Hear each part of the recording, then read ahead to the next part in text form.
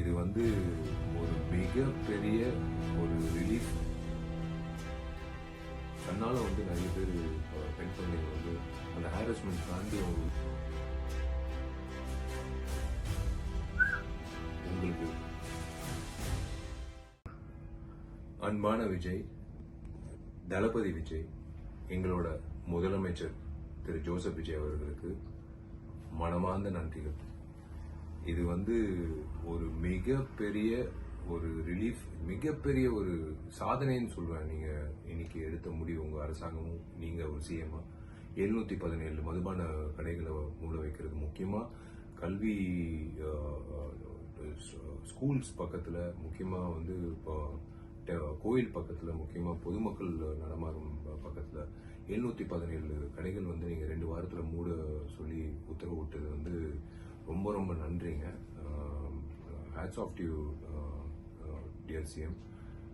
ரொம்ப சந்தோஷமா இருக்கு. ஏன்னா இன்னைக்கு வந்து இது இந்த விஷயம் கேள்விப்படும் போது ஏன் அவ்வளவு சந்தோஷமா இருக்குன்னா, கண்ணால வந்து நிறைய பேர் பெண் குழந்தைங்க வந்து அந்த ஹாரஸ்மெண்ட் தாண்டி அவங்க வீட்டுக்கு போகணும். ஏன்னா டாஸ்மேக் சில இடத்துல டாஸ்மேக்கை தாண்டி தான் அவங்க பஸ்ல இருந்து இறங்கி பஸ் ஸ்டாண்ட்ல இருந்து அவங்க வீட்டுக்கு போகணும் அப்படின்னு நிறைய பேர் கேட்கும்போது, இது யாராவது ஒருத்தர் வந்து மாற்ற மாட்டாங்களான்னு அப்படின்னு நானே நிறைய முறை யோசிச்சிருக்கேன்.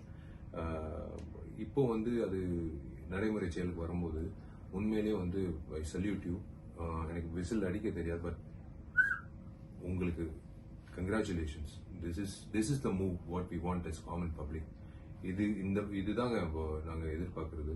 ஏன்னா இது வந்து அஃப்கோர்ஸ் கவர்மெண்ட்டுக்கு வந்து ஒரு வருமானமா வரும் டாஸ்மேக், அது எல்லாருக்கும் தெரியும். 20,000 கோடிக்கு மேல வரும். பட் இருந்தாலும் நீங்க வந்து அந்த ஒரு விஷயம் 717 மதுபான கடைகள் வந்து நீங்க வந்து மூடுறது வந்து ஒரு மிகப்பெரிய ஒரு ரிலீஃப் கொடுக்கும், சந்தோஷம் கொடுக்கும் எத்தனையோ பேருக்கு, பொதுமக்களுக்கு, பெண்களுக்கு,